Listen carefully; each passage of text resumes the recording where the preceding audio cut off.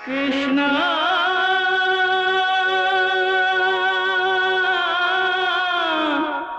कृष्णा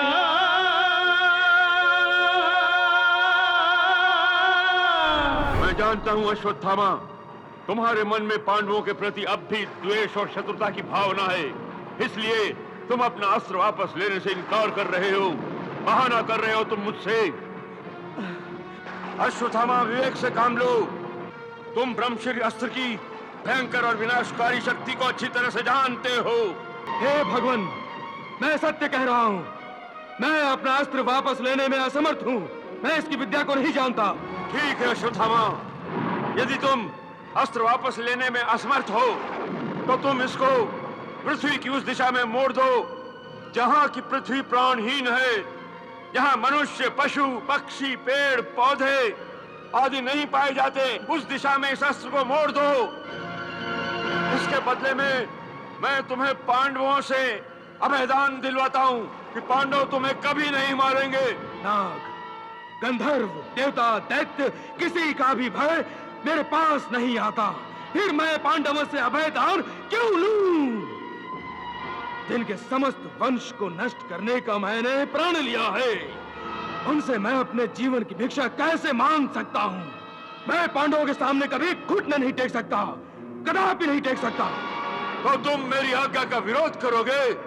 मुझे क्षमा करें भगवान, मैं ऐसा करने पर विवश हूं।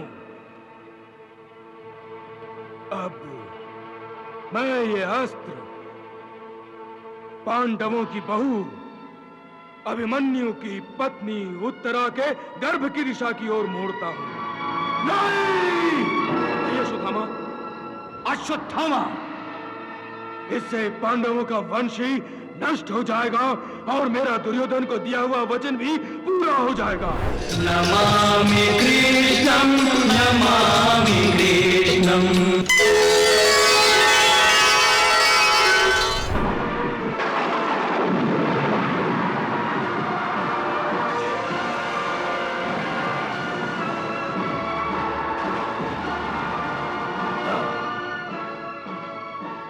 हे पार्थ, आज तक न जाने कितने बड़े बड़े धनुर्धरों का उदय हुआ और अस्त भी हुआ, परंतु आज तक किसी ने भी अपनी निजी शत्रुता के लिए ब्रह्मशिर जैसे भयंकर अस्त्र का प्रयोग मानव जाति पर नहीं किया। इस महाभयंकर अस्त्र के प्रयोग से संपूर्ण भूलोक जलकर राख हो जाएगा। क्या तुम चाहते हो कि सृष्टि का विनाश हो जाए? नहीं भगवान, मैं ऐसा कदापि नहीं चाहता। यदि आप आज्ञा दें तो मैं अपना अस्त्र वापस ले लूंगा। सृष्टि के कल्याण के लिए यही उचित होगा अर्जुन कि तुम अपना अस्त्र वापस ले लो। आपकी आज्ञा शिरोधार्य है भगवान। मैं अपना अस्त्र वापस ले रहा हूं, परंतु मेरी आपसे विनती है कि आप अश्वत्थामा को भी अपना अस्त्र वापस लेने की आज्ञा दीजिए।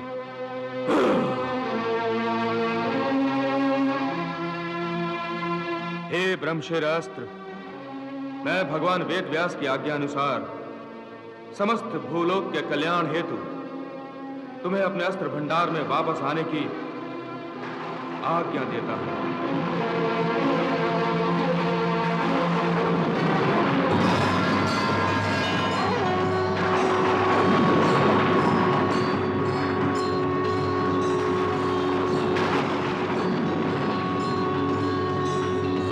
अश्वत्थामा, कुंती पुत्र अर्जुन ने अपना अस्त्र वापस ले लिया है।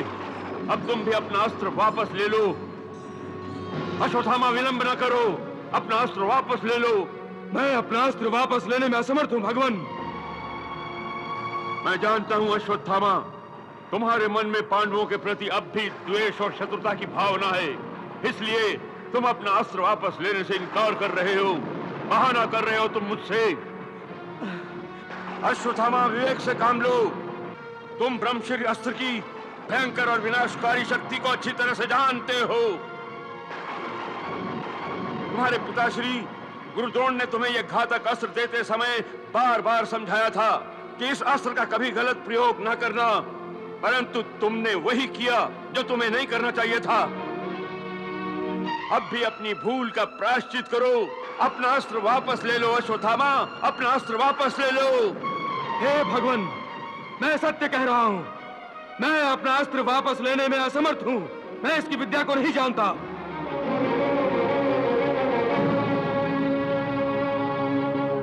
हाँ, परंतु मैं इसकी दिशा को अवश्य बदल सकता हूं। परंतु ऐसा करके भी मुझे क्या लाभ होगा? पांडव तो मेरी जान के पीछे हाथ धो के पड़े हुए हैं। ठीक है अश्वत्थामा, यदि तुम अस्त्र वापस लेने में असमर्थ हो तो तुम इसको पृथ्वी की उस दिशा में मोड़ दो जहां की पृथ्वी प्राणहीन है, जहां मनुष्य, पशु, पक्षी, पेड़, पौधे आदि नहीं पाए जाते। उस दिशा में इस अस्त्र को मोड़ दो। इसके बदले में मैं तुम्हें पांडवों से अभयदान दिलवाता हूं कि पांडव तुम्हें कभी नहीं मारेंगे। मानवता की सुरक्षा एवं सृष्टि के कल्याण के लिए पांडव अपने पुत्रों की हत्या का बदला भूलकर अश्वत्थामा को प्राणदान कर भी सकते हैं, परंतु अश्वत्थामा को बदले में कुछ देना होगा। हे अश्वत्थामा, तुम्हें अपने प्राणों के मूल स्वरूप पांडवों को वो दिव्य मणि देनी होगी जो तुम्हें जन्म से ही प्राप्त है और तुम्हारे माथे में छुपी हुई है। नहीं, नहीं, नहीं, नहीं! मैं अपनी मणि कदापि नहीं दे सकता। मेरी मणि मुझे प्राणों से भी अधिक प्रिय है। मणि के बिना मेरा जीवन मृत्यु से भी अधिक कष्टदायी लगेगा। मेरी मणि मेरा प्राण है और प्राण के बिना ये शरीर कैसे जीवित रह सकता है? इसी मणि के कारण मुझे कभी भूख नहीं लगती। इसी मणि के कारण मेरा शरीर हमेशा रोगों से मुक्त रहता है। मुझे कोई पीड़ा नहीं, कोई कष्ट नहीं। नाग, गंधर्व, देवता, दैत्य किसी का भी भय मेरे पास नहीं आता। फिर मैं पांडवों से अभयदान क्यों लूं? जिनके समस्त वंश को नष्ट करने का मैंने प्रण लिया है, उनसे मैं अपने जीवन की भिक्षा कैसे मांग सकता हूं? मैं पांडवों के सामने कभी घुटने नहीं टेक सकता, कदापि नहीं टेक सकता। तो तुम मेरी आज्ञा का विरोध करोगे? मुझे क्षमा करें भगवान, मैं ऐसा करने पर विवश हूं। अब मैं ये अस्त्र पांडवों की बहू अभिमन्यु की पत्नी उत्तरा के गर्भ की दिशा की ओर मोड़ता हूं। नहीं! ये अश्वत्थामा, अश्वत्थामा! इससे पांडवों का वंश ही नष्ट हो जाएगा और मेरा दुर्योधन को दिया हुआ वचन भी पूरा हो जाएगा।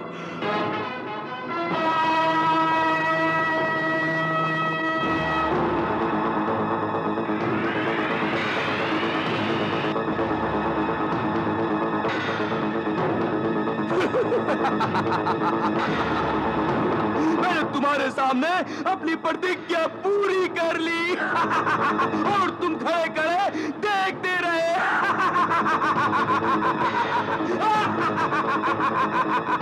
नहीं मूर्ख अश्वत्थामा, नहीं।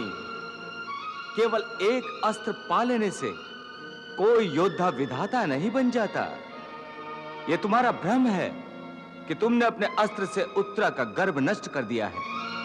सच तो यह है कि ना ही उत्तरा का गर्भ नष्ट हुआ है और ना ही पांडवों का वंश समाप्त हुआ है। नहीं, नहीं, ऐसा कभी नहीं हो सकता। ऐसा ही होगा अश्वत्थामा, ऐसा ही होगा, क्योंकि अन्याय न्याय का गला कभी नहीं घोंट सकता। पाप पुण्य पर विजय नहीं पा सकता। असत्य सत्य को कभी नहीं मिटा सकता। फिर पांडवों के वंश का दीपक तुम जैसे दुरात्मा के हाथों कैसे बुझ सकता है? वासुदेव, तुम पांडवों को भ्रम में डालते रहो, परंतु मैंने अपना काम कर दिया है। वो देखो, पांडवों का वंश नष्ट करने के लिए मेरा अस्त्र द्वारिका में उत्तरा का गर्भ नष्ट करने जा रहा है।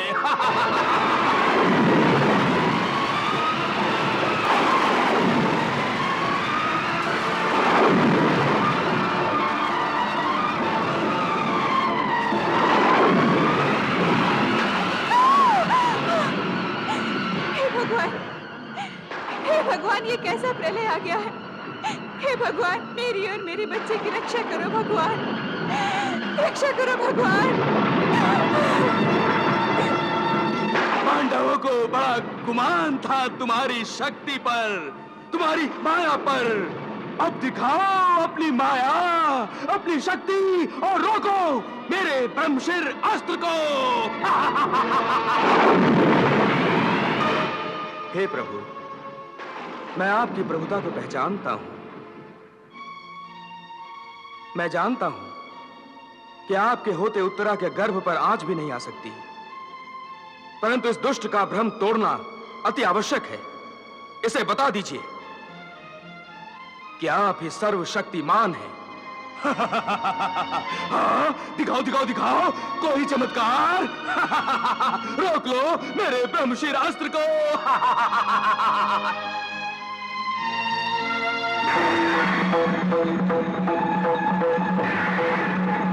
जाओ सुदर्शन, और ब्रह्मशिर अस्त्र के प्रभाव से उत्तरा और उसके गर्भ की रक्षा करो। जाओ।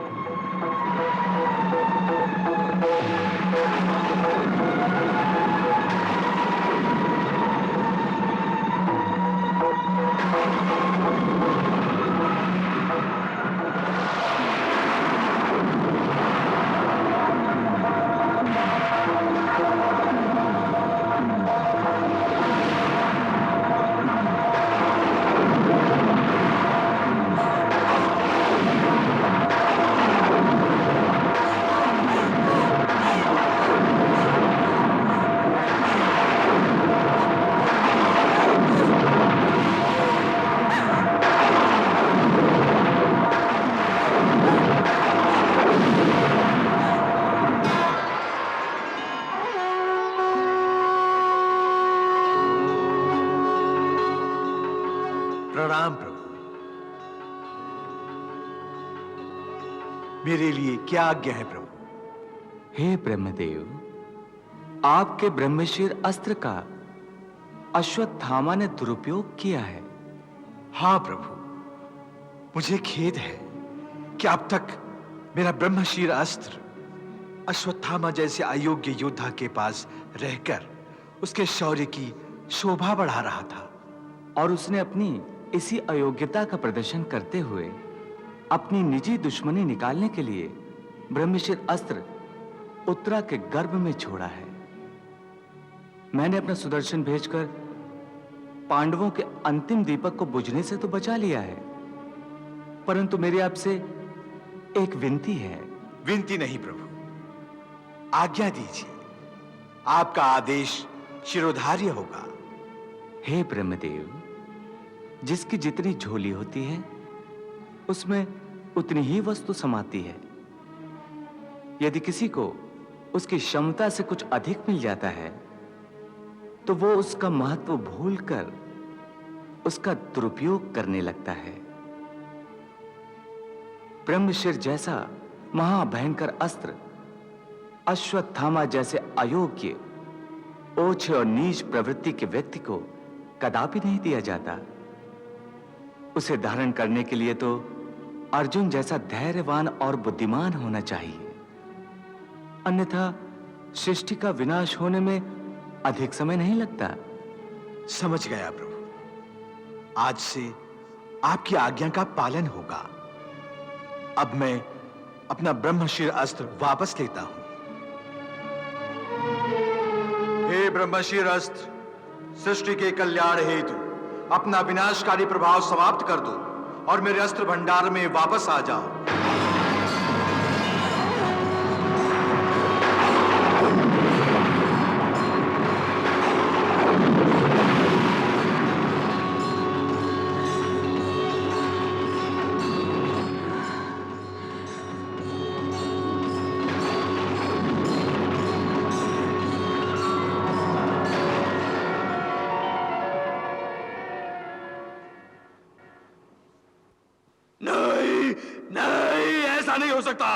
मेरा अस्त्र कभी विफल नहीं हो सकता। नहीं, मेरा अस्त्र कभी विफल नहीं हो सकता। मेरा अस्त्र कभी विफल नहीं हो सकता।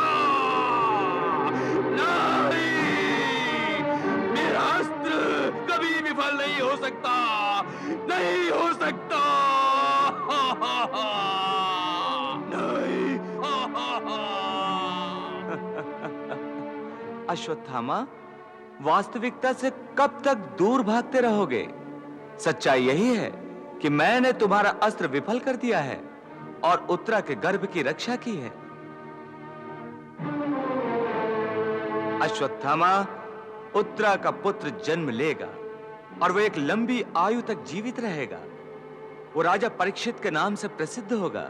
नहीं। अश्वत्थामा, तुमने जो पाप किए हैं उनके लिए विधाता भी तुम्हें क्षमा नहीं करेगा। तुम्हें अपने पापों का दंड भुगतना पड़ेगा। अश्वत्थामा, तुम्हारा वो हाल होगा कि लोग तुम्हारा तिरस्कार करेंगे, तुम्हारी छाया से भी दूर भागेंगे। नहीं। हजारों बरस तक तुम धरती पर मारे मारे फिरते रहोगे, फिर भी तुम्हें ठिकाना नहीं मिलेगा। लोग तुमसे बात करने में भी पाप समझेंगे। नहीं, नहीं। तुम अपने पापों की गठरी सर पर लिए निर्जन प्रदेशों में भटकते फिरोगे, यहां तक कि तुम अपनी छवि स्वयं देखकर डर जाओगे। तुम्हें अपने आप से घृणा होने लगेगी। नहीं। हे अश्वत्थामा, तुम स्वयं अपना तिरस्कार करोगे। इस जीवन से जिसे आज तुम बहुत प्रेम करते हो, तुम्हें उसी से घृणा होने लगेगी। नहीं। तुम मृत्यु के लिए भीख मांगोगे, परंतु तुम्हें मृत्यु आएगी नहीं। हाँ, परंतु तुम्हें मृत्यु आएगी नहीं। नहीं मधुसूदन, नहीं, ऐसा न कहो।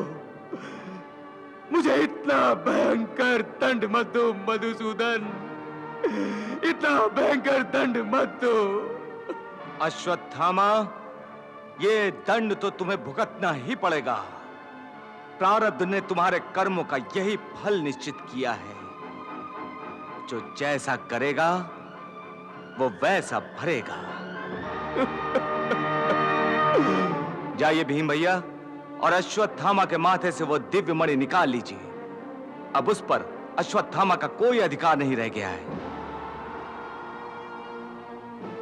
हाँ वासुदेव।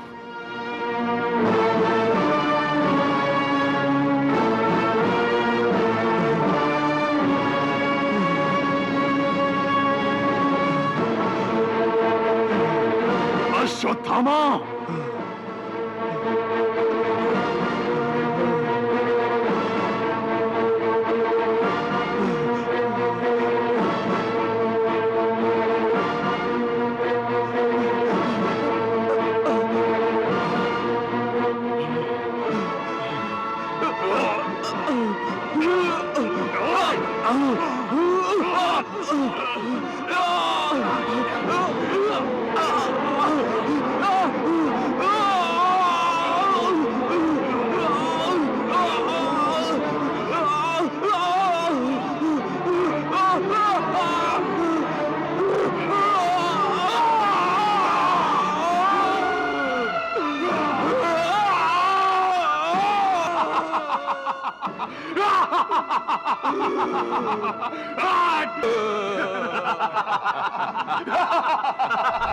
तो कृष्ण नाम रखा है उसका?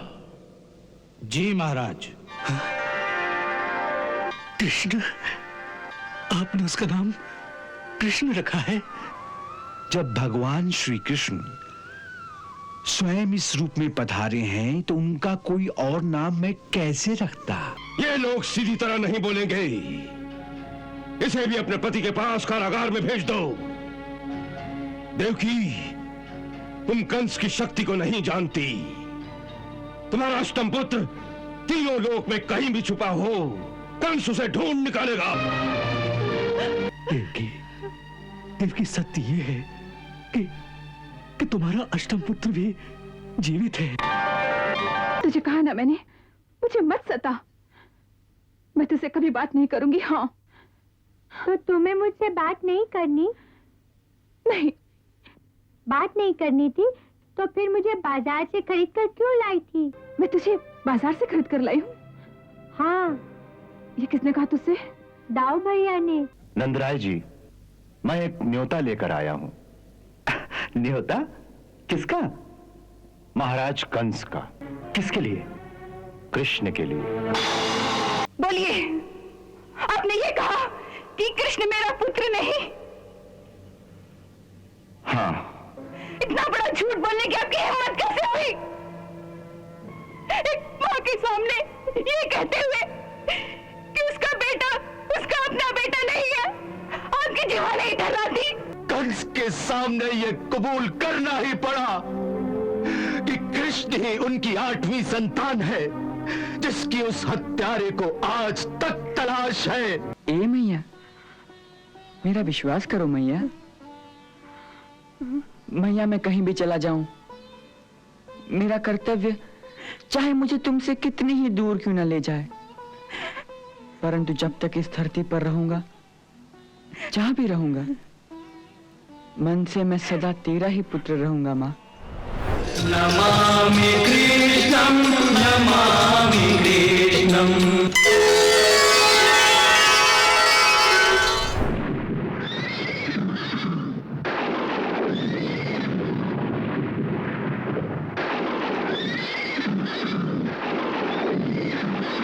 बिन बादल बिजली। हे मूर्ख कंस, हे मूर्ख कंस, हे मूर्ख, जिसे तू इतनी प्रसन्नता से रथ में बिठा कर ले जा रहा है, उसी देवकी के 8वें गर्भ की संतान तुझे मार डालेगी।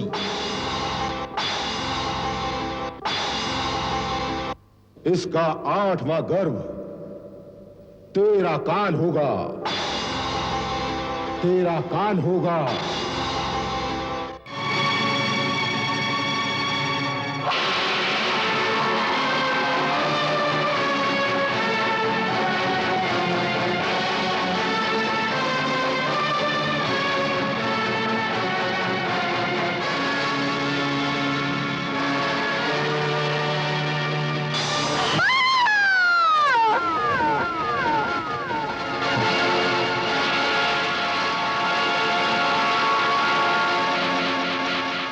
क्रूर कंस ने ले लिए पहले शिशु के प्राण, लेने को है जन्म यहाँ अब दूजी संतान, और इसे अनजान।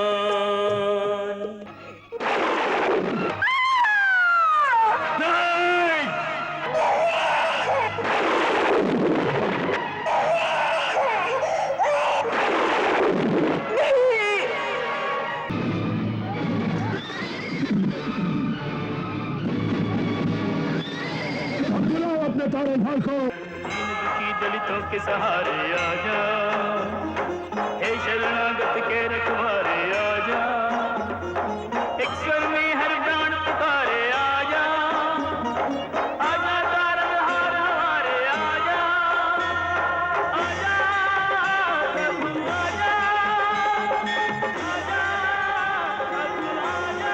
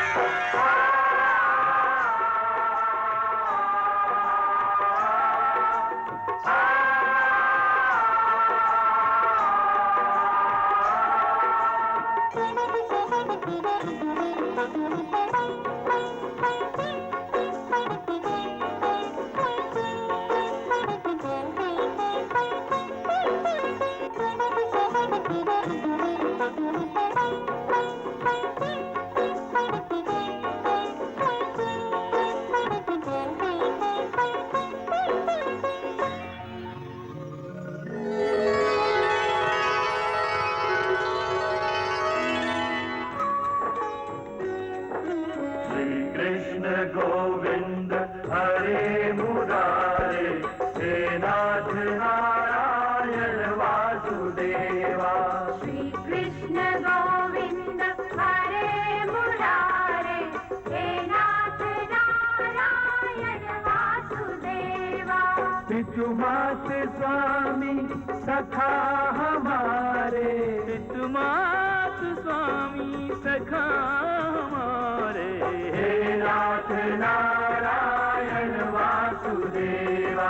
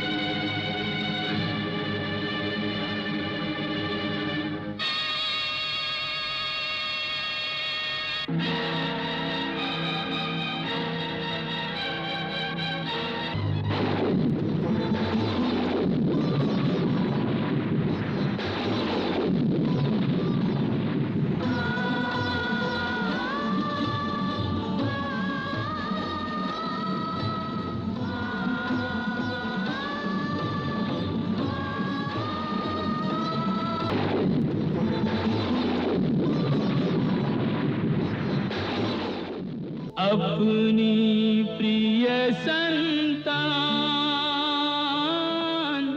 रख जसुमती की सेज पे, मायावश अनजान माया को संग ले चले।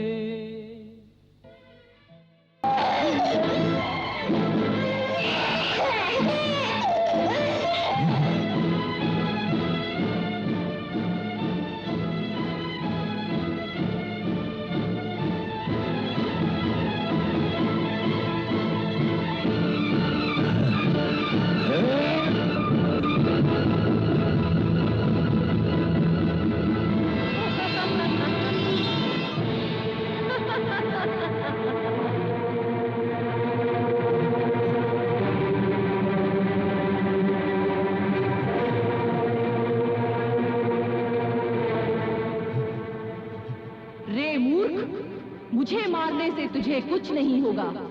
तुझे मारने वाला तो कोई और है, और वो इस धरती पर जन्म भी ले चुका है। वही तेरा संहार करेगा।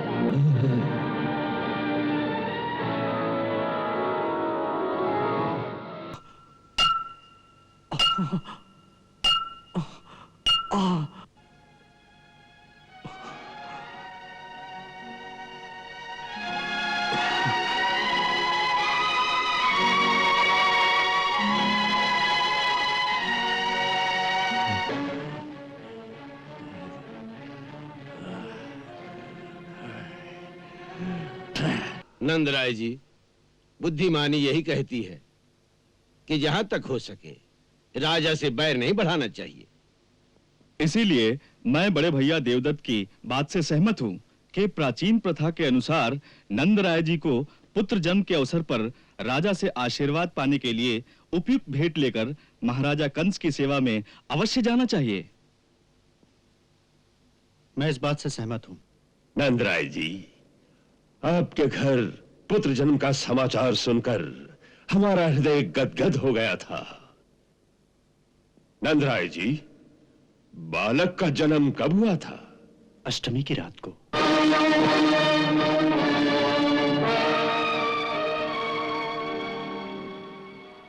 आपको हमारी ओर से बधाई है। इस अनुकंपा के लिए हम आपके आभारी हैं महाराज। अपने बालक के लिए महाराज का आशीर्वाद प्राप्त करने की आशा लेकर ही हम आपकी सेवा में उपस्थित हुए हैं।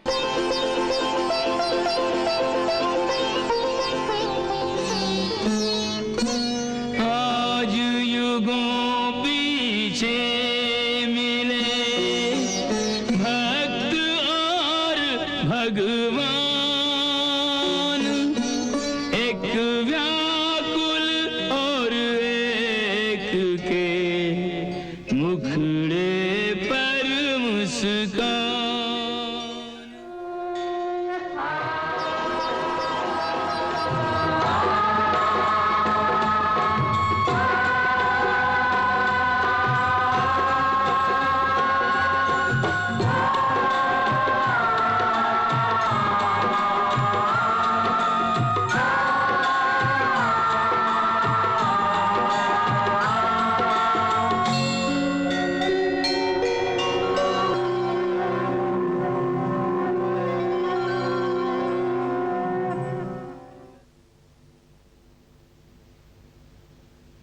हे नंदराय जी, मुझे तुम्हारे शिशु के रूप में गोलोक में रहने वाले साक्षात राधिकापति भगवान श्री कृष्ण की छवि दिखाई देती है।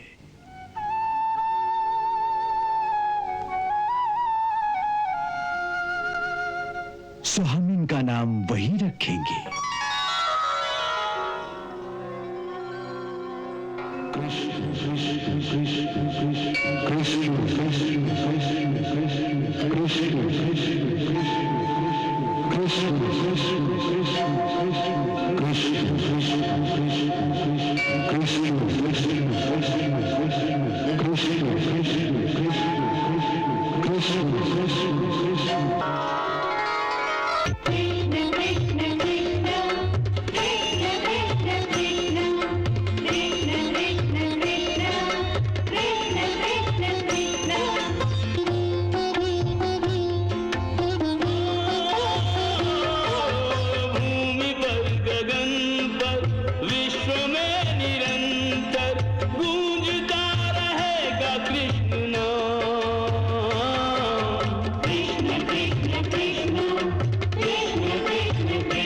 कृष्ण,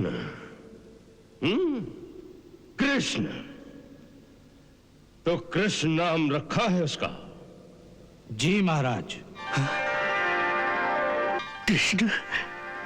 आपने उसका नाम कृष्ण रखा है? जब भगवान श्री कृष्ण स्वयं इस रूप में पधारे हैं तो उनका कोई और नाम मैं कैसे रखता? वही है कृष्ण जो इस समय नंदराय जी का पुत्र कहलाता है। यदि ये गर्ग मुनि के हाथों नामकरण हुआ है तो इसका मतलब ये सिद्ध होता है ये बालक नंदराय का नहीं बल्कि वसुदेव और देवकी का पुत्र है। मैं अंतिम बार पूछ रहा हूं वसुदेव,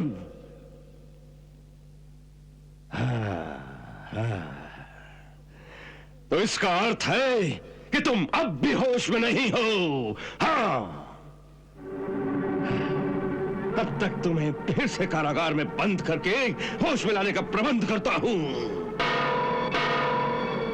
सेनानायक!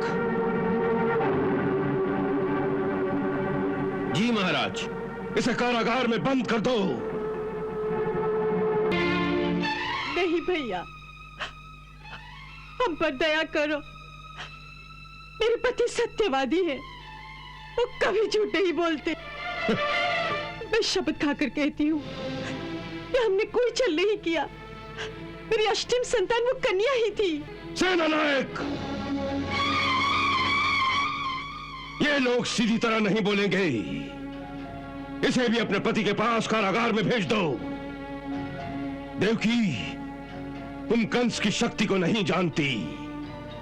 तुम्हारा अष्टम पुत्र तीनों लोक में कहीं भी छुपा हो, कंस उसे ढूंढ निकालेगा।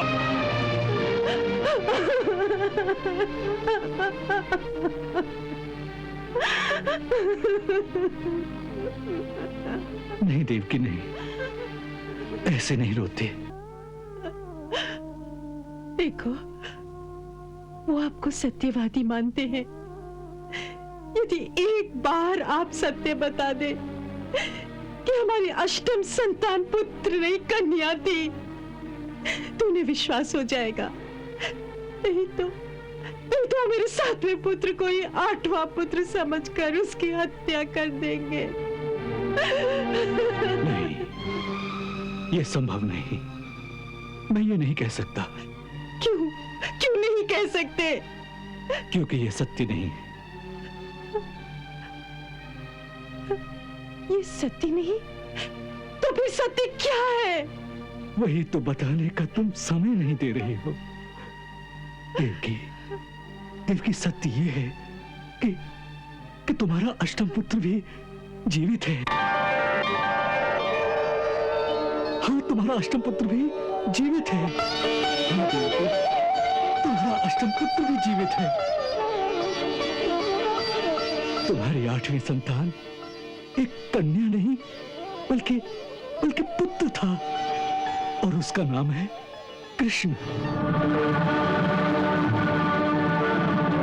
देवकी, उसका नाम है कृष्ण। बड़े का नाम है बलभद्र और छोटे का नाम है कृष्ण।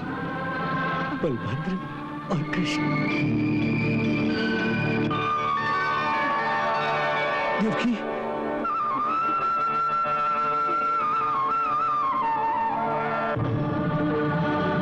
देवकी, देवकी संभालो, देवकी संभालो अपने आप को। देवकी संभालो अपने आप को। देवकी,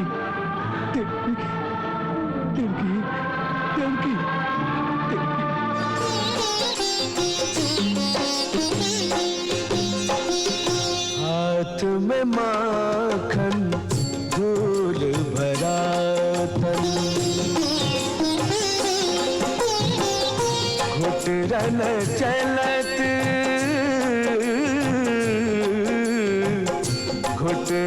चलत मेरो मन मोहन। कृष्ण कन्हाई जसुदा के घर, आनंद घन बरसाए। जन्मदायिनी मुख देखन को तरस रह जाए। कृष्ण कन्हाई जसुदा के घर, आनंद घन बरसाए।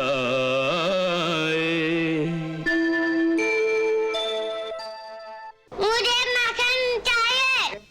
पहले क्षमा मांगो। मटकी खोलो। अरे जाओ तोड़ के दिखाओ। मटकी खोलो। जा तोड़। खोलो। तोड़ ना, तोड़ के दिखा, मैं भी देखूं कैसे तोड़ते हो।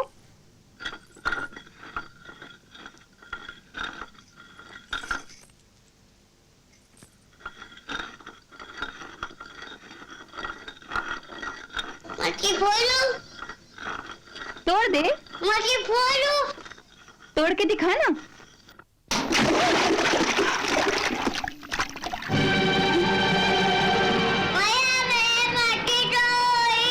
मारो गुल्ले।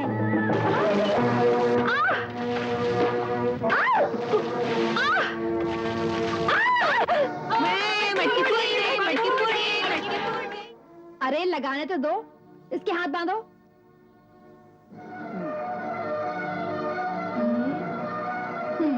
लो लो लो, अब आया मजा। लो लो।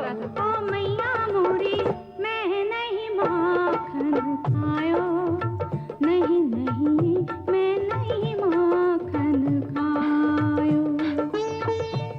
तुझे कहा ना मैंने, मुझे मत सता। मैं तुझसे कभी बात नहीं करूंगी। हाँ, तो तुम्हें मुझसे बात नहीं करनी? नहीं। बात नहीं करनी थी तो फिर मुझे बाजार से खरीद कर क्यों लाई थी? क्या क्या कहा? मैं तुझे बाजार से खरीद कर लाई हूँ? हाँ। ये किसने कहा तुझसे? दाऊ भैया ने। दाऊ ने? हाँ, वो कहते हैं तुम मेरी असली माँ नहीं हो, मुझे बाजार से खरीद कर लाई हो। मुझे यहाँ नहीं रहना, मुझे मेरी असली माँ के पास भेज दो। मैं तुम्हारा असली बेटा नहीं हूँ, इसीलिए इतना क्रोध करती हो मुझ पर।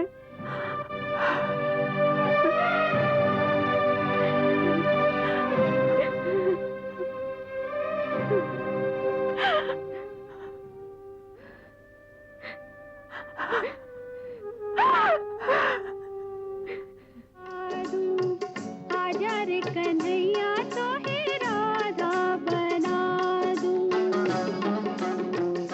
अरे वाह, अब ओढ़नी भी ओढ़नी पड़ेगी। मैं तो है ओढ़नी उड़ा के रे निर्लज कछु लाज सिखा दूं। कान्हा तेरे कोमल तन पे राधा का सिंगार सजा दूं।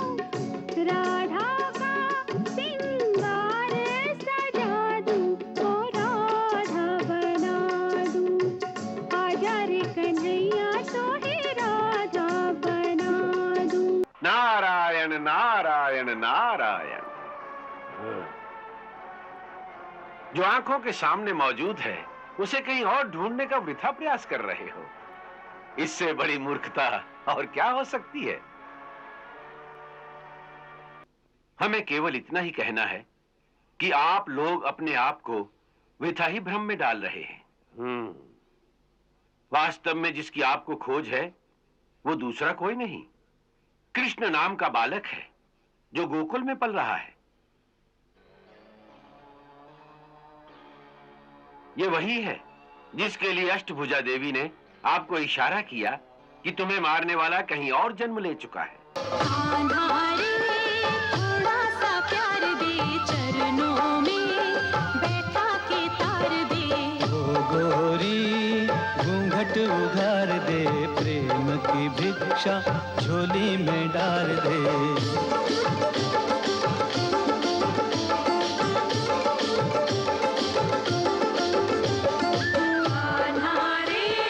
थोड़ा सा प्यार दे, चरणों में बैठा के तार दे। प्रेम गली में आके गुजरिया, भूल गई रे घर की डगरिया।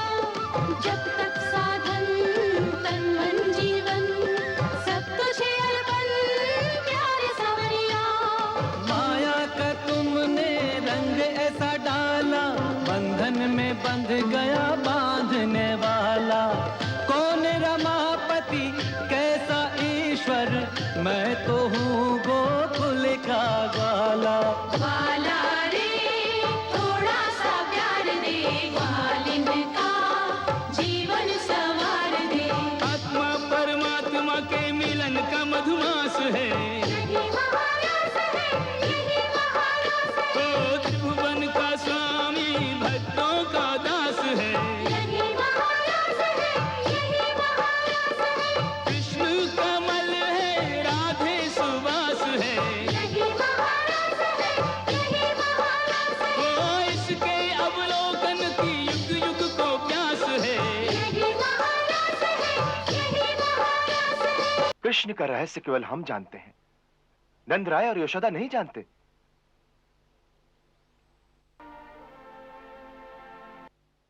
परंतु नंदराय जी तो साफ कहते हैं कि मेरे पुत्र को कुछ शस्त्र वस्त्र नहीं सीखने, वो तो मुरली बजाएगा और गैया चराएगा। तो ठीक है, उसे मुरली ही बजाने दीजिए।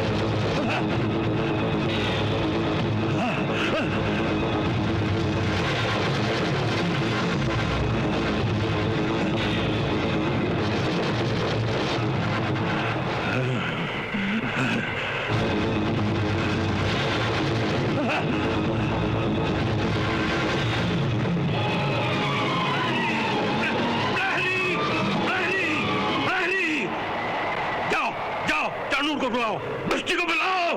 कल प्रातः दरबार में हमारे समस्त सेना नायक उपस्थित हो। जाओ जाओ जाओ जाओ। हाँ। अखनूर जी, आपकी ये दलील हमारे किसी काम की नहीं। हाँ, वो बच्चा है या बड़ा हमारा शत्रु है। आकाशवाणी के अनुसार वो हमारे प्राणों का संहारक है। इसलिए नीति से या अनीति से किसी भी प्रकार उसे मारना है। ये महापाप है, ये धर्म है। जो आपके प्राणों का शत्रु हो उसे मारना ही धर्म है।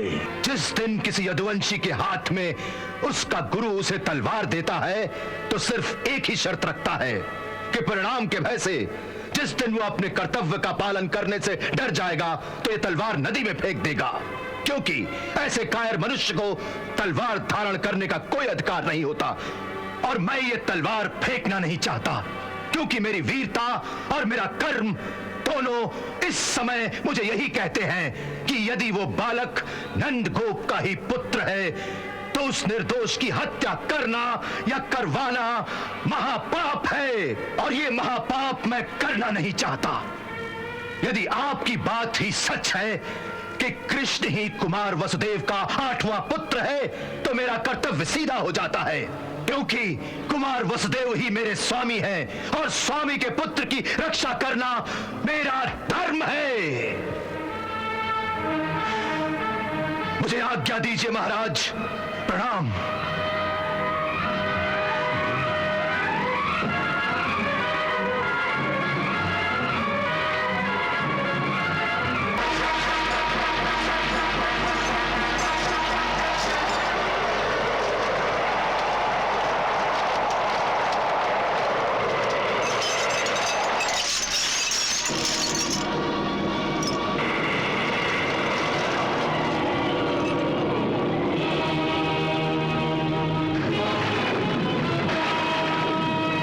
मैं तुमसे अंतिम बार पूछता हूं, तुम सच्चाई को स्वीकार करते हो या नहीं?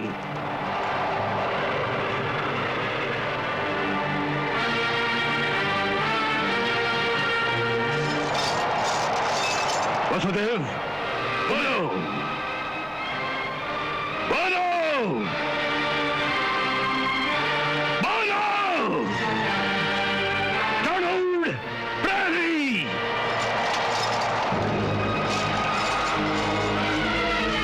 महाराज, वसुदेव को कारागार के अंधे कुएं में डाल दिया जाए और मेरे 10 गिनने के अंदर यदि देवकी कृष्ण को बुलाकर मेरे हवाले करना स्वीकार न करे तो वसुदेव को जहरीले सांपों से भरे उस अंधे कुएं में गिरा दिया जाए। बांध दो।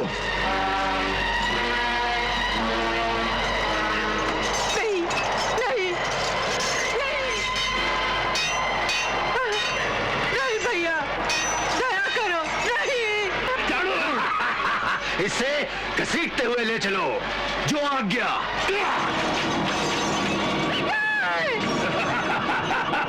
भैया चलो। छोड़ दो भैया, छोड़ दो, मेरे प्राण ले लो भैया।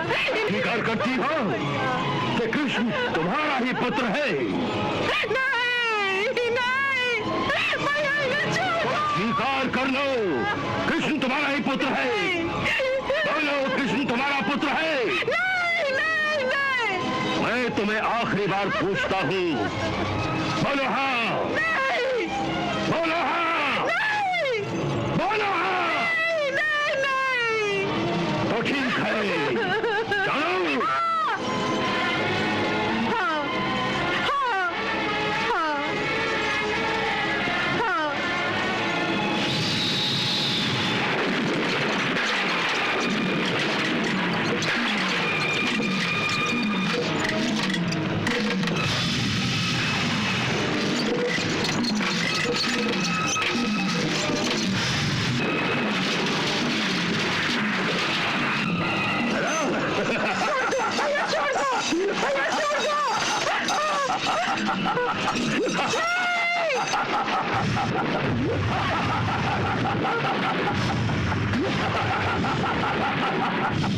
Ha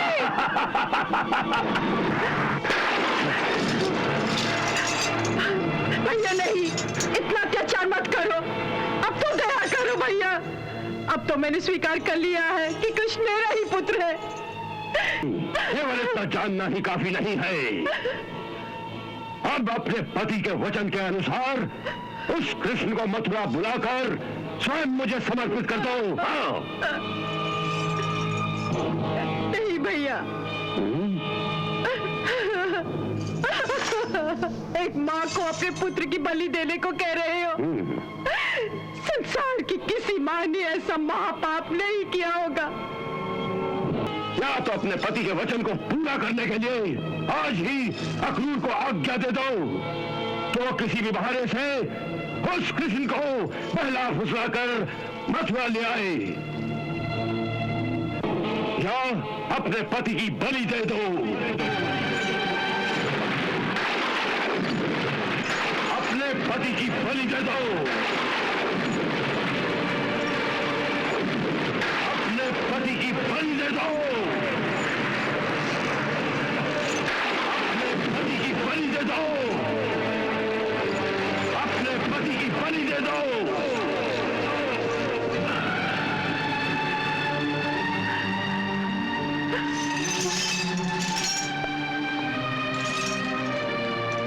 अक्रूर को?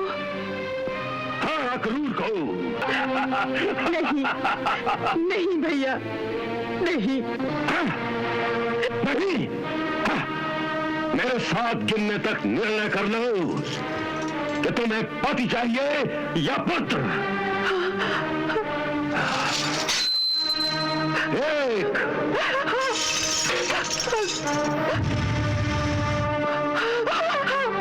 दो,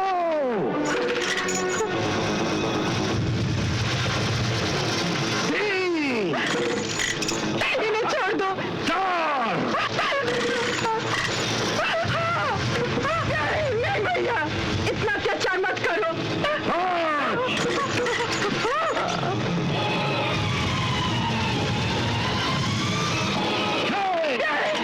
नहीं भैया, नहीं। भैया, मुझे मेरा पति दे दो। मुझे मेरा पति दे दो भैया। ले लो, मेरा पुत्र ले लो, ले लो। मुझे मेरा पति दे दो भैया। आप नहीं जानती देवी, आप मुझे क्या करने को कह रही हैं। इसका अर्थ आप समझती हैं? हाँ, मैं अच्छी तरह समझती हूँ। नहीं देवी नहीं, आप बिल्कुल नहीं समझती। आप एक निर्दोष बालक को एक कसाई के हवाले करना चाहती हैं, जो उसकी हत्या करना चाहता है, उसका वध करना चाहता है। मैं जानती हूँ। और फिर भी आप मुझे कृष्ण को मथुरा लाने की आज्ञा दे रही हैं। मैं कृष्ण से क्या कहूंगा, क्या कहूंगा उससे कि आपकी माता ने आपकी हत्या कराने के लिए आपको मथुरा बुलाया है। इतना कुछ कहने की आवश्यकता ही नहीं, बस इतना ही कहना कि उसकी मां की आज्ञा है कि वो आपके साथ मथुरा आ जाए। यदि उसने पूछा क्यों, यदि उसने आने से इनकार किया तो? यदि वो मेरा पुत्र है तो ना क्यों पूछेगा, ना इनकार करेगा।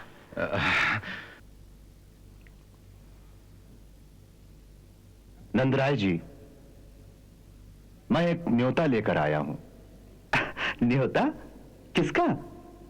महाराज कंस का। हाँ?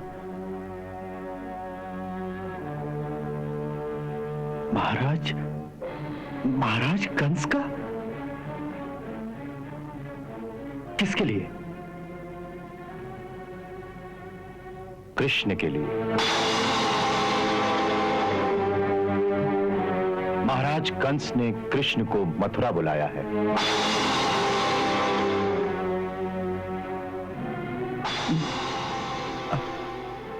कृष्ण मथुरा? मैं कुछ समझा नहीं। महाराज को कृष्ण से मथुरा में क्या काम है? मथुरा के उत्सव में राज्य के सारे वीर अपनी अपनी वीरता का प्रदर्शन करेंगे।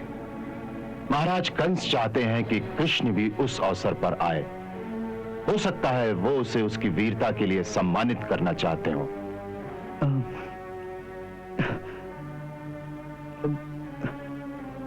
कृष्ण उन योद्धाओं के बीच क्या कह रहे हैं आप? रहने दीजिए अक्रूर जी, हमें किसी सम्मान वामान की आवश्यकता नहीं। यशोदा उसे कहीं नहीं जाने देगी। परंतु उसे जाना होगा। मगर क्यों? हम उसे नहीं भेजना चाहते, फिर क्यों जाना होगा? क्योंकि ये महाराज कंस की आज्ञा है। नंदराय जी, समझने की कोशिश कीजिए, ये राजाज्ञा है।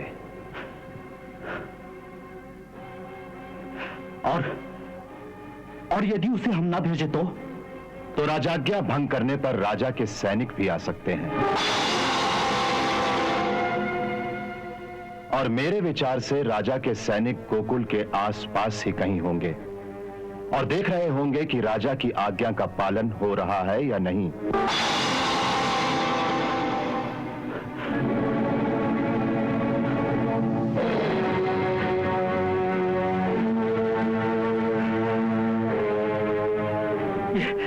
ये कैसी आज्ञा है?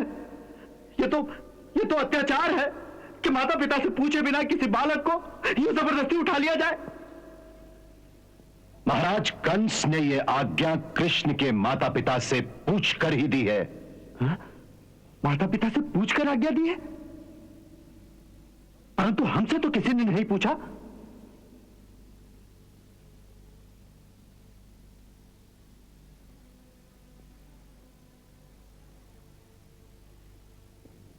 नंदराय जी, कोई कोई सत्य बड़ा भयंकर और दुखदायी होता है।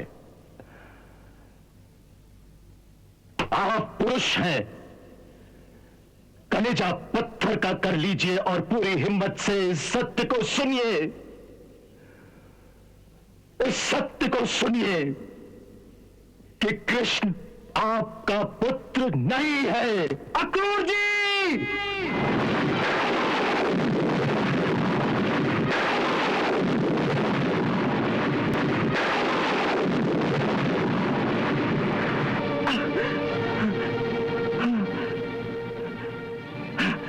अक्रूर जी, आपके होश तो ठिकाने हैं? आप समझ रहे हैं जो कुछ आप कह रहे हैं उसका अर्थ क्या है?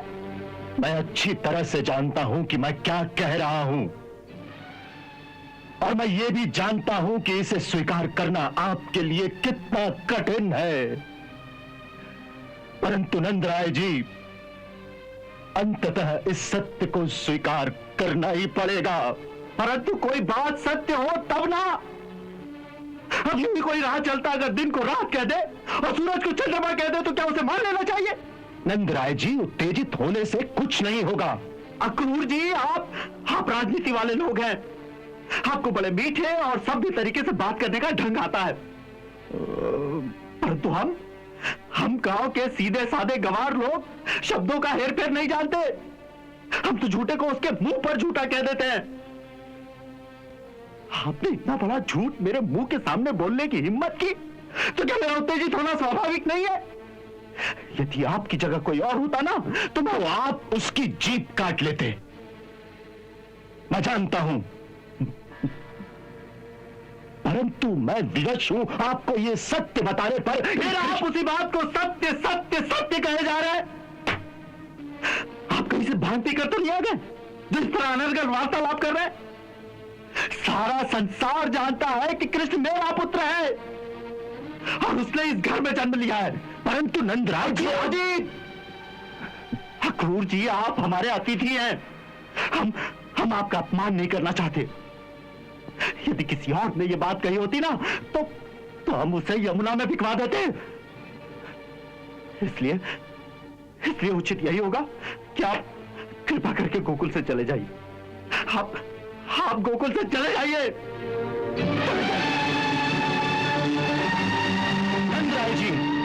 नंदराय जी, इससे कुछ लाभ नहीं होगा। आप भी हैं और कुछ नहीं सुनना चाहता, कुछ नहीं सुनना चाहता मैं। आप कृपा करके गोकुल छोड़कर चले जाइए, चले जाइए। ये आप कैसी बातें कर रहे हैं अक्रूर जी से? क्या बात है? कुछ नहीं, ये बातें तुम्हारे सुनने योग्य नहीं है। सुनिए, अक्रूर जी, ये सब क्या है? क्या बात है? कुछ नहीं भाभी, कुछ नहीं। कुछ बात तो जरूर है। भगवान के लिए बताइए, इस घर में क्या हो रहा है? क्या बात है? नहीं भाभी, मुझ में हिम्मत नहीं है आपको ये बात बताने की। आप नंदराय जी से ही पूछ लीजिए। पर उसको सुनने से पहले अपना कलेजा पत्थर का कर लेना। अक्रूर जी!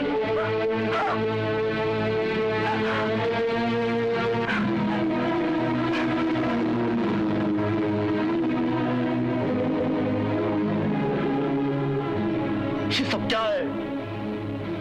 ये कैसा खेल खेलते हो तुम अम्मानुओं के साथ? किसी मनुष्य के जीवन में थोड़ी सी खुशी आ जाए तो तुमसे देखी नहीं जाती, फिर किसी को भेज देते हो उसमें विष खोलने के लिए। क्यों? क्यों? हमने तुम्हारा क्या बिगाड़ा है? ये क्या कह रहे हैं आप?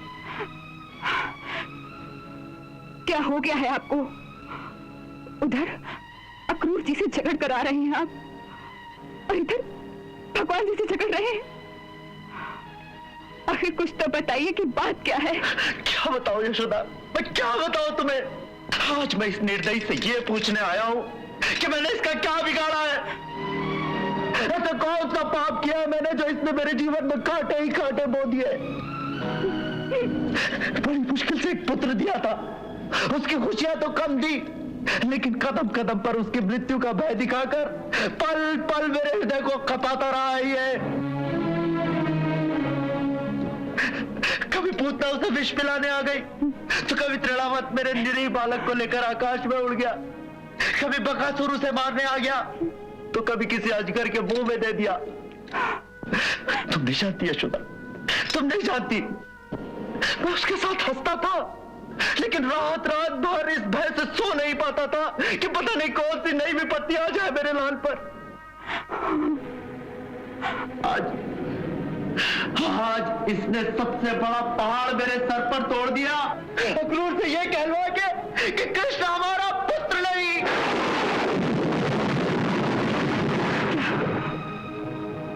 क्या क्या कहा अक्रूर जी ने? उसने कहा कि तू उसकी माता नहीं, मैं उसका पिता नहीं, वो हमारा पुत्र नहीं।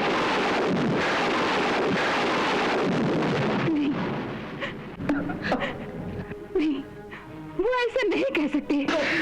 कोई भी ऐसा कैसे कह सकता है? आपने अवश्य सुनने में कोई गलती की होगी। नहीं यशोदा, नहीं, मैंने सुनने में कोई गलती नहीं की। उसने स्पष्ट शब्दों में मुझसे यही कहा कि कृष्ण तुम दोनों का पुत्र नहीं। नहीं, भगवान के लिए ऐसे शब्द मत दोहराइए, मत दोहराइए इस बात को। वो इतना बड़ा झूठ कैसे कह सकते हैं? उसने कहा यशोदा, उसने यही कहा। चलिए मेरे साथ, मैं अभी अक्रूर जी से पूछती हूँ कि उन्होंने इतना बड़ा झूठ बोलने की हिम्मत कैसे की। जाइए मेरे साथ, चलिए।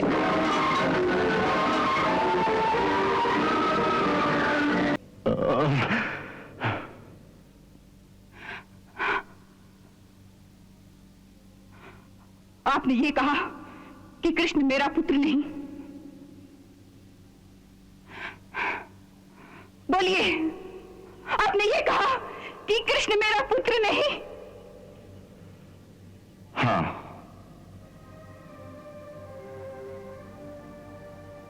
मैंने यही कहा।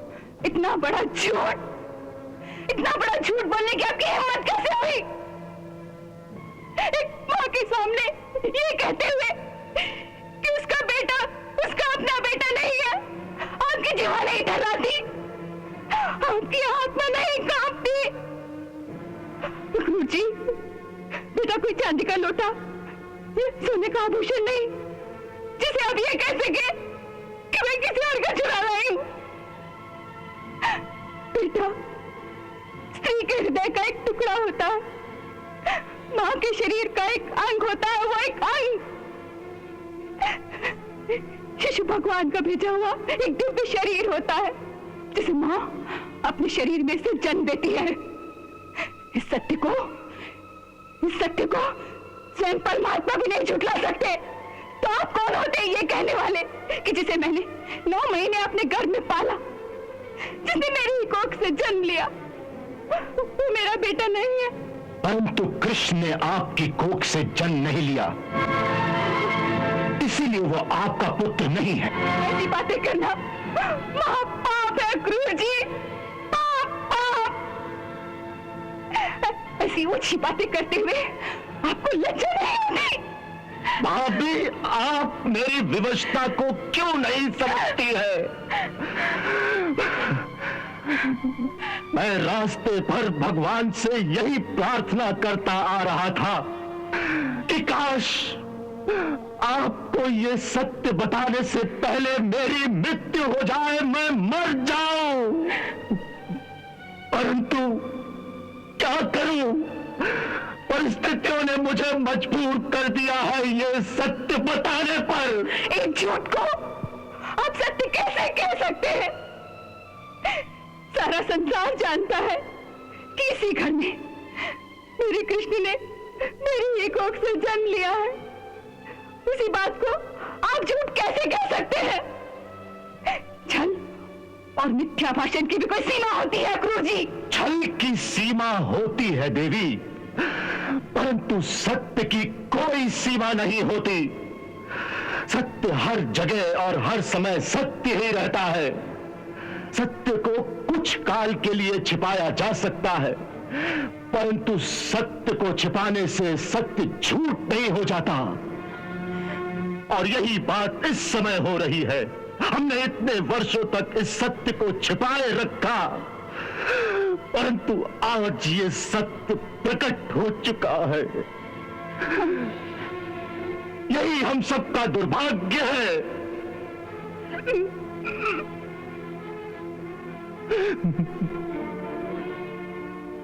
अक्रूर जी, जो आप कह रहे हैं यदि वो सत्य है तो इसका कोई प्रमाण है आपके पास?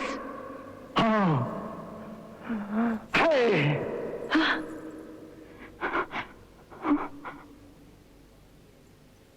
परंतु उससे पहले मैं आपसे एक प्रश्न करता हूं कि कृष्ण ने इसी घर में यशोदा भाभी के ही गर्भ से जन्म लिया, इसका कोई प्रमाण है आपके पास? सबसे पहले उस बालक को किसने देखा? मैंने। आपने उसे जन्म लेते हुए देखा?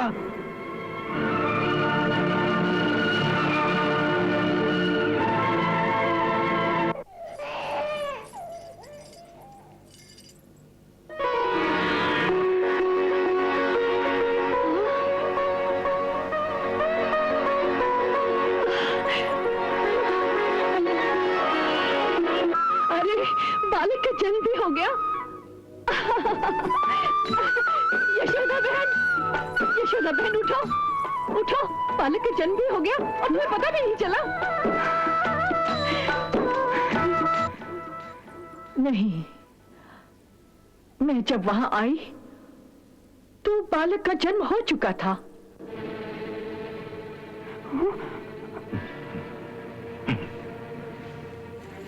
उस कक्ष में और कौन था? नंदराय जी थे।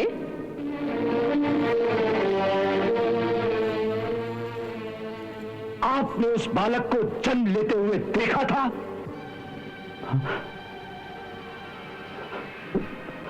नहीं, नहीं, मैं सुना था। और यशोदा भाभी? वो तो बेहोश थी। और कोई था? कोई दाई, कोई गांव की औरत? नहीं। इसका अर्थ यह हुआ कि कृष्ण को जन्म लेते हुए किसी ने नहीं देखा।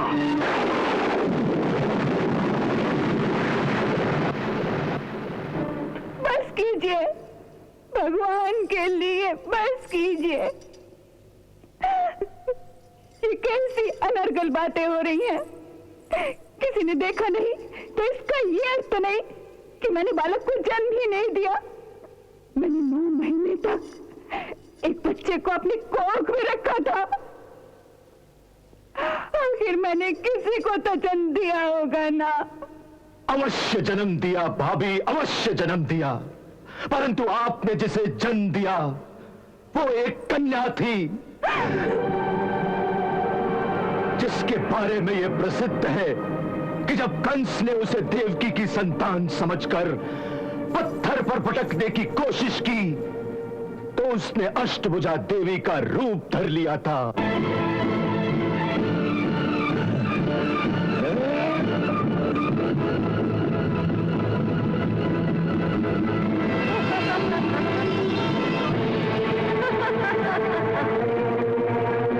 रे मूर्ख, मुझे मारने से तुझे कुछ नहीं होगा। तुझे मारने वाला तो कोई और है और वो इस धरती पर जन्म भी ले चुका है। ये कहानी सत्य हो सकती है, लेकिन इससे यह सिद्ध नहीं होता कि वो कन्या मेरी ही पुत्री थी। अगर वो मेरी पुत्री थी तो वो कारागार में कैसे पहुंची? अवश्य वो देवकी की पुत्री थी। नहीं भाभी, नहीं, वो देवकी की नहीं, आपकी पुत्री थी। अगर मेरी पुत्री एक कन्या थी तो फिर मेरा कृष्ण किसका पुत्र है? किसका? देवकी और वसुदेव का। अगर वो देवकी का पुत्र है तो मेरे घर में कैसे आया? उस रात कुमार वसुदेव उसे आपकी शैया पर रखकर बदले में उस कन्या को ले गए थे। वसुदेव जी, वो बंदीगृह की बेड़ियां तोड़कर कैसे आ सकते थे?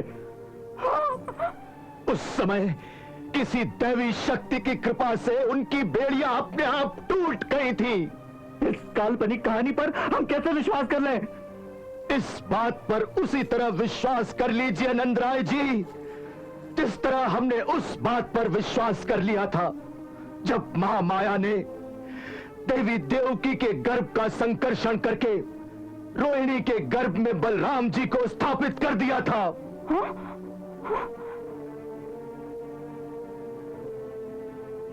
उस बात की पुष्टि स्वयं गुरुदेव शांडिल्य ने की थी।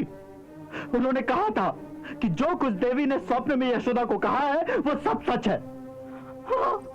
गुरुदेव शांडिल्य कभी झूठ नहीं बोल सकते थे।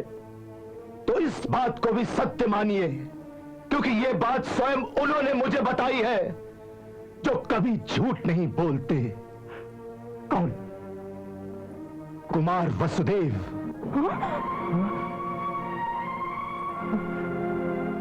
वसुदेव भैया? हाँ वसुदेव भैया, ऐसा नहीं कह सकते, नहीं कह सकते हो, नहीं। हाँ भाभी, ये बात स्वयं उन्होंने ही स्वीकार की थी।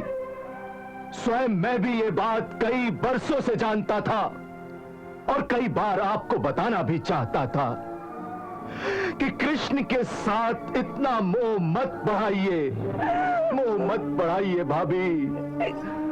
परंतु कुमार वसुदेव जी ने हर बार मना कर दिया मुझे।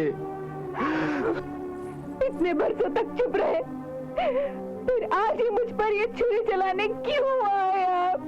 क्यों? मेरा दुर्भाग्य, मेरी विवशता भाभी। कैसी विवशता? देवकी भाभी की आज्ञा। आप नहीं समझ सकेंगे कि इस आज्ञा का पालन करते हुए मेरे दिल पर कितनी छुरियां चल रही हैं। देवकी भाभी की इस एक आज्ञा ने हमारी जीती हुई बाजी हरा दी।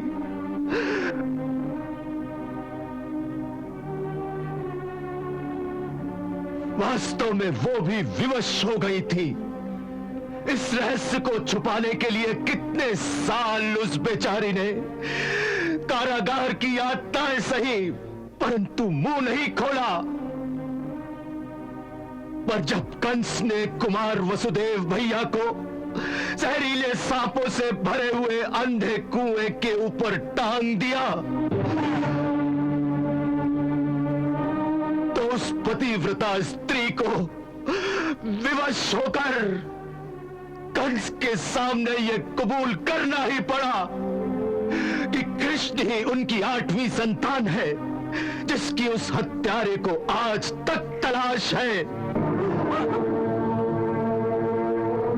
तभी मजबूर होकर देवकी भाभी ने मुझे आज्ञा दी कि मेरे पुत्र को गोकुल से ले आओ और कंस के हवाले कर दो। मैंने उनसे कहा भी कि मैं यशोदा भाभी को कैसे कहूंगा, क्या कहूंगा। उन्होंने इतना ही कहा कि यशोदा से कहना मैं अपने पति के प्राणों की रक्षा के लिए अपने पुत्र की भीख मांग रही हूं। मेरा पुत्र लौटा दो, मेरा पुत्र लौटा दो, मेरा पुत्र लौटा दो, लौटा दो, मेरा पुत्र लौटा दो, पुत्र लौटा दो।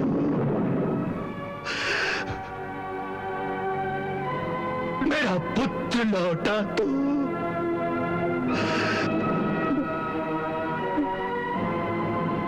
यशोदा, यशोदा, यशोदा, यशोदा, यशोदा, यशोदा, यशोदा, यशोदा, यशोदा,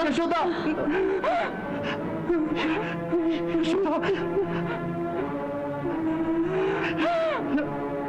यशोदा, यशोदा, यशोदा, यशोदा।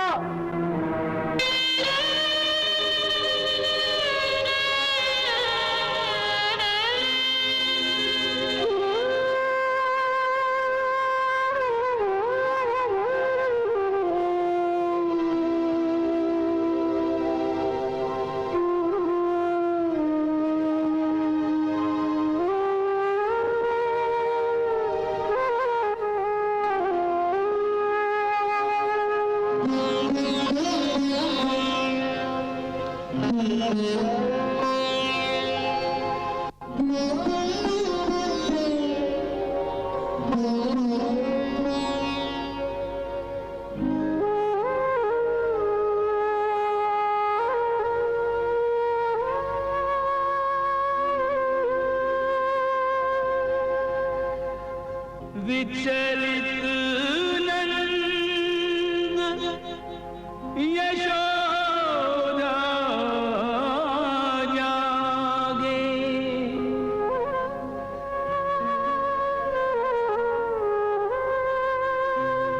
हार गए होनी के आगे।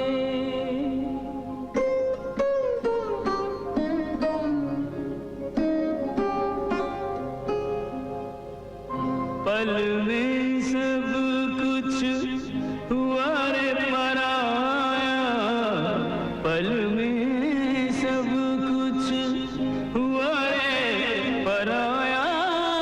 ममता हाथ मले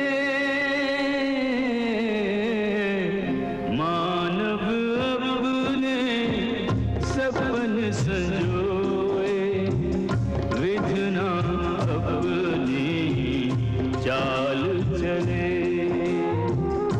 मानव अपने सपन सजोए, विधना अपनी चाल चले। हृदयों के फूलों को निर्मल, हृदयों के फूलों को निर्मल रोधे पाँव तले। मानव अपने सपन सजोए, विधना अपनी चाल चले।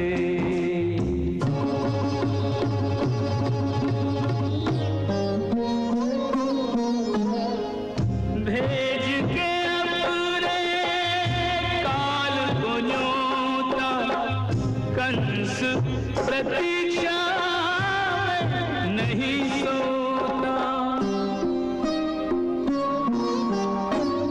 कह गए संत फकीर करम गति, कह गए संत फकीर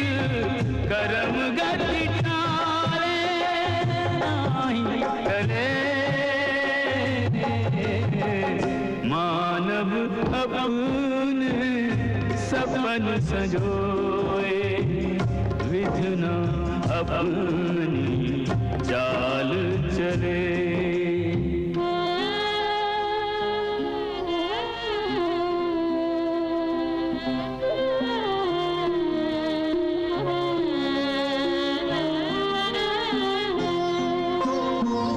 लाल को संकट बीच बुला के, देव की रोए अब पछता के। सोच रही है मात यशोदा, क्यों सींचाए नेह का पौधा। एक आशंका से कांपे, एक आशंका से कांपे, एक मैया विरह जले।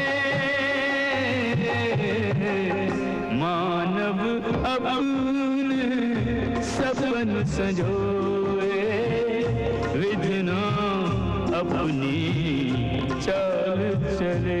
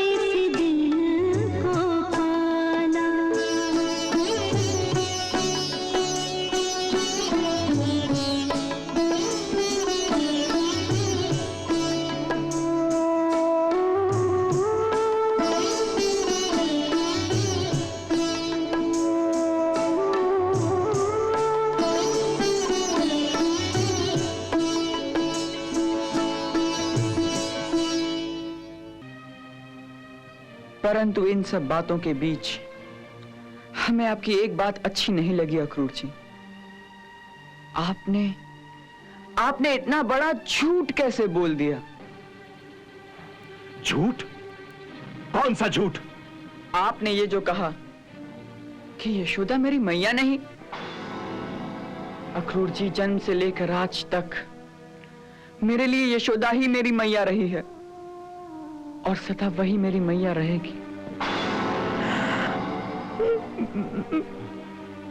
परंतु आपका जन्म। अक्रूर जी, मुझे जन्म किसने दिया मैं नहीं जानता, परंतु मेरी याद में पहली बार जिसने मुझे अपना पुत्र कहकर बुलाया था वो मेरी यशोदा मैया ही तो थी, जिसने मुझे अपनी गोद में बिठाया, जिसने मुझे ममता का दूध पिलाया, जिसने मेरी उंगली पकड़कर मुझे चलना सिखाया, वो मेरी यशोदा मैया ही तो थी अक्रूर जी।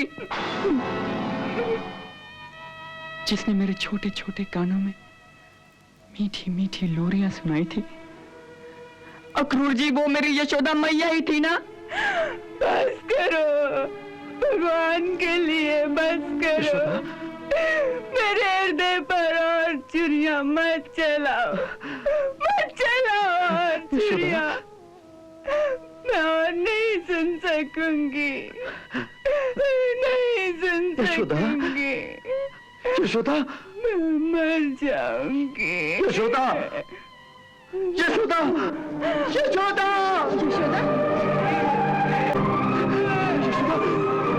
यशोदा, यशोदा, यशोदा, यशोदा, नहीं यशोदा, यशोदा, यशोदा, यशोदा धैर्य रखो। यशोदा, यशोदा, नहीं मैया, ये झूठ है, ये झूठ है, ये झूठ है मैया। ऐसी झूठी बात ये मुझे कहीं भी बताते तो मैं नहीं मानता मैया, और ना मान सकता हूं मैं। मैया, ए मैया, मेरा विश्वास करो मैया। मैया मैं कहीं भी चला जाऊं, मेरा कर्तव्य चाहे मुझे तुमसे कितनी ही दूर क्यों न ले जाए, परंतु जब तक इस धरती पर रहूंगा, जहां भी रहूंगा, मन से मैं सदा तेरा ही पुत्र रहूंगा माँ, मैं सदा तेरा ही पुत्र रहूंगा। यशोदा, यशोदा, धैर्य रखो।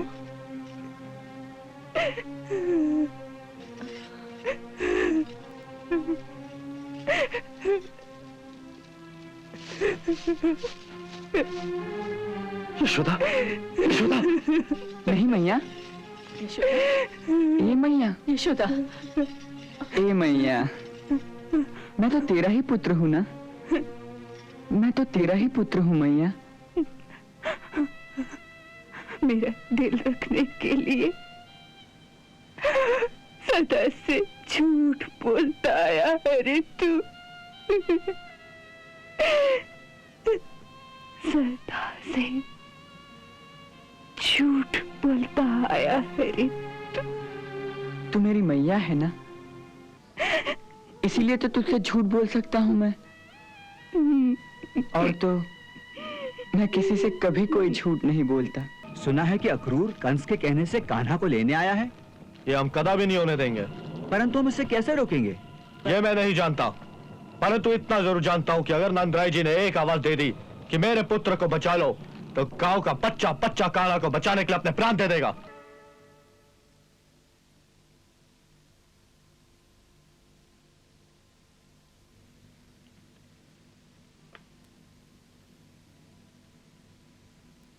मैया, ए मैया, मैया तू क्यों इतनी चिंता कर रही है? तेरे कान्हा को कुछ नहीं होगा। तनिक सोचो मैया, यदि तेरा कान्हा कालिया नाग को परास्त कर सकता है, गोवर्धन पर्वत को उठाकर स्वयं इंद्र के कोप से गोकुल की रक्षा कर सकता है, तो ये कंस उसका क्या बिगाड़ लेगा मैया? इसीलिए तो तुझे कहती थी कि ऐसे चमत्कार मत किया कर, मत किया कर, तुझे किसी की नजर लग जाएगी। तुम जितना ही सोचती जाओगी, मुंह के दलदल में उतना ही फंसती जाओगी। तो फिर मैं क्या करूं? क्या करूं मैं? इस मोह की दलदल से बाहर निकलो मैया। कहते हैं कि समस्त प्राणियों के अंतर में भगवान होता है। इसीलिए जिसे पुत्र समझ रही हो उसे यदि भगवान समझ लो तो ये सारा तनाव ही दूर हो जाएगा। फिर पुत्र की चिंता छोड़कर तुम्हारा मन भगवान की पूजा में लग जाएगा और ये सारी बेचैनी दूर हो जाएगी। मैया, तेरे ज्ञान चक्षु खुल जाएंगे जिससे तुझे मोक्ष की भी प्राप्ति हो सकती है। मुझे ऐसा मोक्ष नहीं चाहिए, नहीं चाहिए मुझे। नहीं ऐसा मोक्ष चाहिए और नहीं कोई भगवान। मुझे तो केवल अपना पुत्र चाहिए, अपना पुत्र। ऐसे भगवान का क्या करूंगी मैं? नहीं उसे प्यार कर सकूंगी, नहीं उस पर क्रोध कर सकूंगी मैं, और नहीं उसे माखन मिश्री खिला सकूंगी। ऐसे भगवान का क्या करूं मैं? सब मुझे तेरा भगवान, तेरा मोक्ष नहीं चाहिए। मुझे तो केवल अपना पुत्र चाहिए जो मुझे दुख दे तो मैं आनंद पाऊं। वाह मैया, वाह। तू तो ज्ञान, योग, भक्ति इन सब सीमाओं को पार कर चुकी है। तुझे तो अब भगवान की भी आवश्यकता नहीं, बल्कि भगवान को ही तेरे जैसी मां की आवश्यकता है। तू धन्य है मैया, तू धन्य है। ये सब नाटक मेरे साथ मत कर। तू बचपन से ही ये सब नाटक करके मुझे रिझा रहा है। वास्तव में तू तो मेरा पुत्र है ही नहीं, तू मेरा शत्रु है, शत्रु। मुझे ये मोक्ष की बातें मत समझा। चला जा अपनी असली माता के पास। चला जा।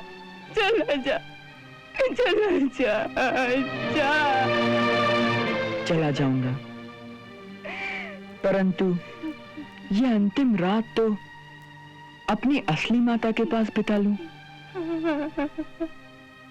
अब तुझे मुझसे और क्या चाहिए? क्या? एक वचन मैया, मुझे एक वचन दे। मांग ले, जो भी मांगना है मांग ले। तू मेरे पीछे रोया नहीं करेगी? नहीं, मैं ऐसा वचन नहीं दे सकती मैं। बिछड़ने की पीड़ा मैं से ही गई तो रोना नहीं मैया, गुस्सा करना, क्रोध करना उस निर्मोही पर जिसे तेरी कोई चिंता नहीं, जो तुझे छोड़कर चला गया। हाँ, मन ही मन मारना मुझे, लेकिन तू रोना नहीं मैया, तू रोना नहीं।